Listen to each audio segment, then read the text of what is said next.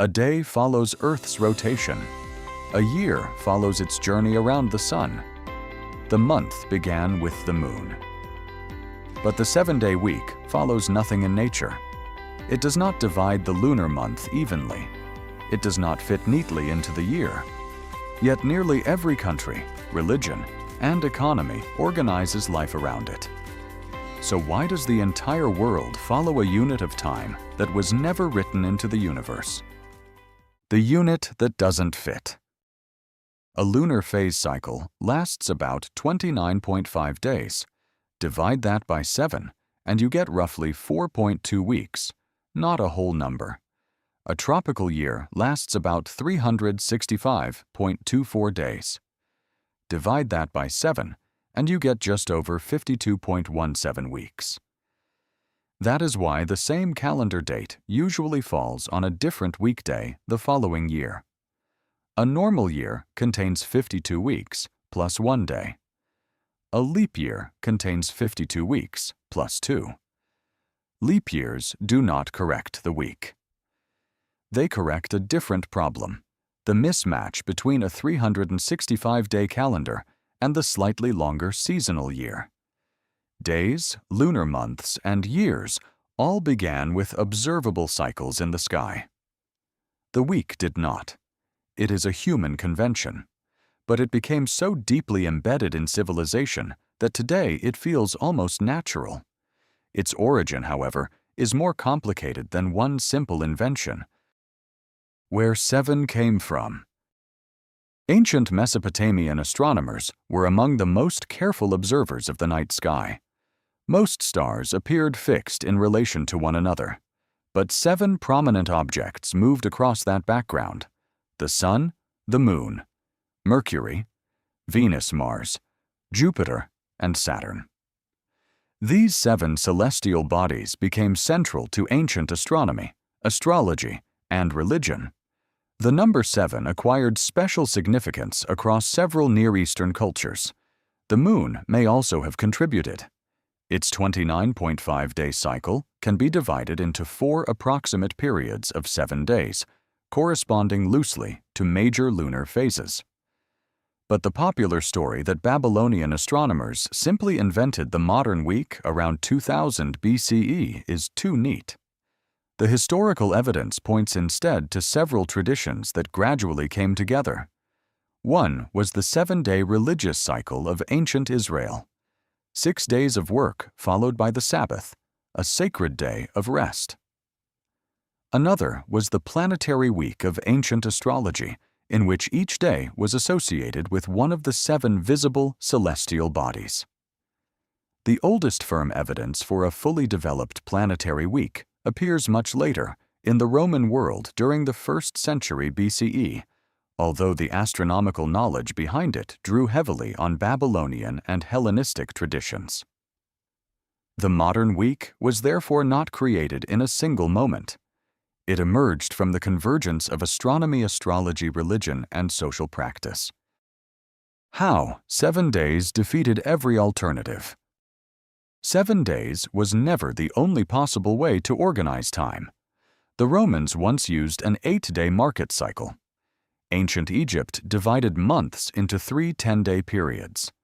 Different societies in West Africa developed 4-day, 5-day, and 8-day market cycles.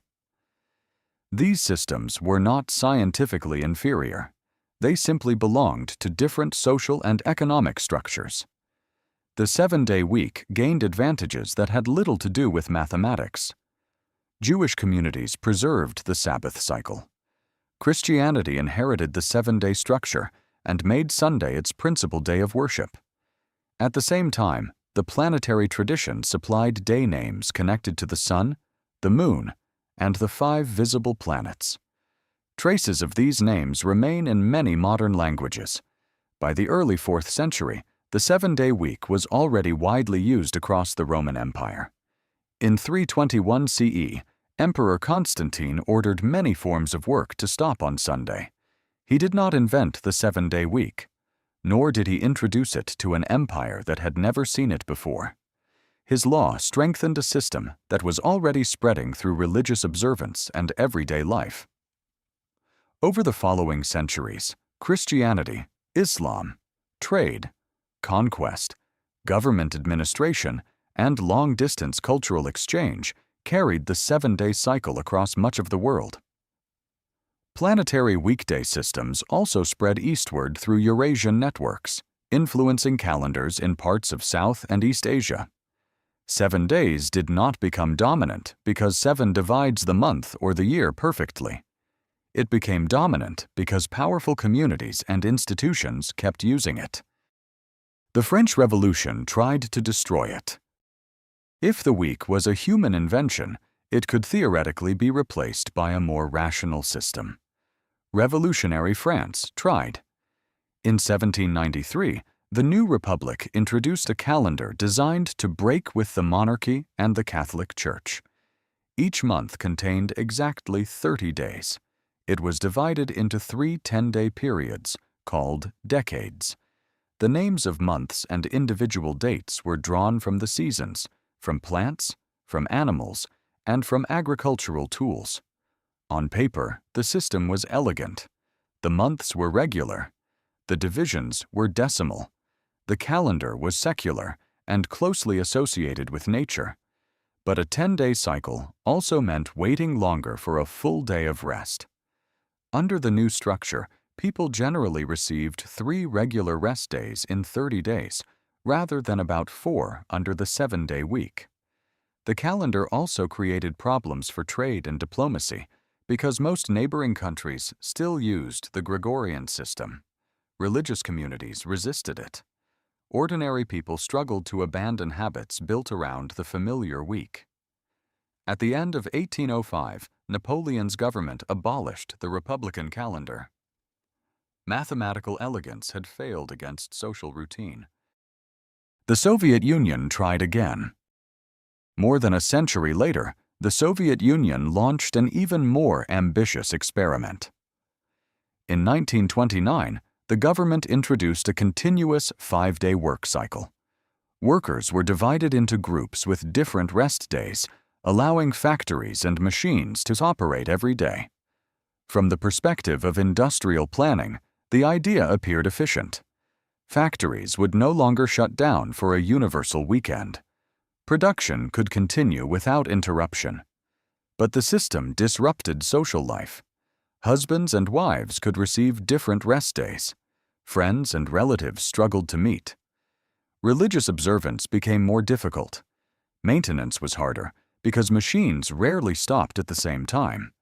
The expected productivity benefits also failed to materialize consistently. In 1931, the Soviet government replaced the system with a 6-day cycle, providing common rest days on fixed dates. That experiment also failed. In 1940, the Soviet Union formally returned to the 7-day week. Revolutionary France and the Soviet Union had different ideologies and different objectives. One wanted to erase the old religious order. The other wanted to maximize industrial production. But both encountered the same obstacle. The week was no longer just a way of counting days. It was a system for coordinating society. Why the week is almost impossible to replace. A shared calendar becomes more valuable as more people use it. A weekend works because workplaces, schools, banks, transport systems, shops, families, and religious institutions all recognize roughly the same rhythm. This is an example of path dependence. A system does not always survive because it is the best possible design. Sometimes it survives because so many other systems have already been built around it that replacing it would cost more than keeping it. Today, the 7-day week is embedded in employment contracts, salary calculations, shipping schedules, financial markets, computer systems, international standards, education, broadcasting, and billions of personal routines. A government could announce an 8-day week tomorrow, but it could not force foreign banks, international airlines, software platforms, shipping companies, and the rest of the world to change with it. A new calendar might be more symmetrical. It might contain equal-length months, or dates that always fall on the same weekday, but adopting it would require almost everyone to switch at the same time. The central problem is not designing a better calendar. It is synchronizing civilization. Every time you schedule a meeting for Thursday, wait for the weekend, or say, "See you next week." You're using a system assembled from several layers of ancient history.